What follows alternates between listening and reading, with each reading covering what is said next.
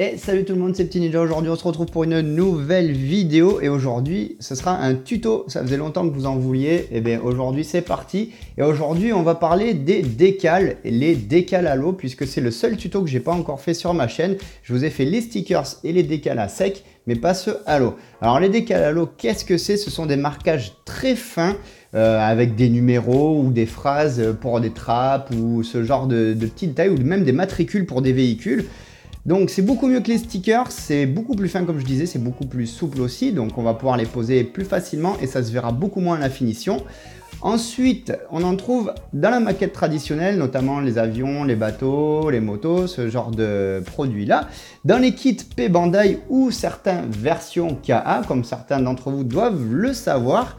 Et on peut également s'en procurer en sets séparés, c'est-à-dire qu'on peut carrément acheter des planches de décal pour des kits bien spécifiques à différentes échelles, notamment 1 centième, 1 144e et il en existe même pour les PG au 1 60e. Et alors un décal à l'eau, comment ça se pose? Eh bien ça se pose bien. Donc on va commencer par découper proprement le décal. Une fois qu'on l'aura découpé, on va le tremper dans de l'eau quelques secondes. L'idéal c'est de l'eau tiède pour mieux le décoller.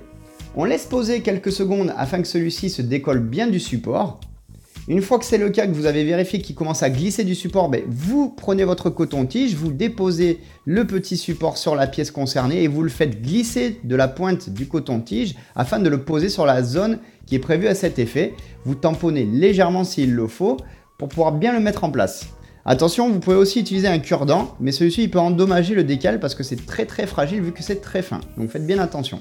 Une fois que vous avez posé votre décal, vous le séchez délicatement. Alors on peut tamponner l'excédent d'eau avec un petit chiffon ou un petit sopalin et ensuite vous roulez votre coton-tige dessus afin d'enlever tout excédent d'eau. Une fois que c'est bien sec, que vous ne voyez plus de traces, vous passez votre couche de vernis pour la finition et la protection du décal.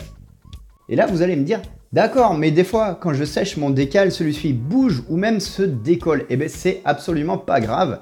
Il suffit de rehumidifier légèrement et on recommence l'opération. Idem si celui-ci se casse ou se coupe en deux, ce n'est pas grave, vous ne paniquez surtout pas. On remet un peu d'eau, on réhumidifie un peu le coton-tige, on le fait glisser, on le remet en place de façon à ce qu'on ne voit plus les dégâts. Et si c'est bien fait et que vous avez bien pris votre temps, vous resséchez, vous mettez un coup de vernis et ça ne se voit absolument pas. Cependant, il existe aussi une autre solution de manière à mieux fixer son décal. Eh bien, il s'agit tout simplement d'un fixateur pour décal. Donc, vous pouvez en trouver chez Monsieur Hobby avec le Mr. Mark Setter que moi j'utilise et qu'on va voir dans cette vidéo. Le décal fixe de chez Humbrol, mais vous en avez aussi chez Tamiya qui vont vous permettre donc de favoriser l'adhérence du décal sur la pièce. Pour le Mark Setter, ça coûte environ 8,60 € chez Aerodiscount et 1,70 € sur Plaza Japan. Donc à vous de voir qu'est-ce qui est le plus intéressant pour vous, mais on les trouve relativement facilement. Comment ça s'utilise? Eh bien c'est très simple, on fait exactement comme on a vu précédemment.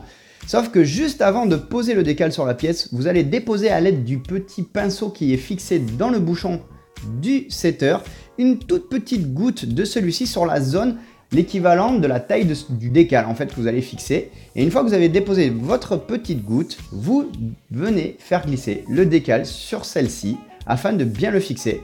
Et vous procédez comme précédemment, vous tamponnez, vous séchez et vous vernissez. Et vous verrez qu'il y a une meilleure fixation du décal et que celui-ci ne se décollera pas ou bougera plus lorsque vous allez le sécher. Voilà.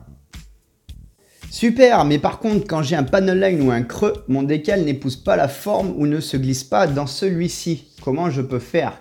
Eh bien, c'est très simple, il y a un autre produit qui va vous permettre de faire ça. Chez Mr. Hobby, toujours, c'est le Mr. Mark Softer.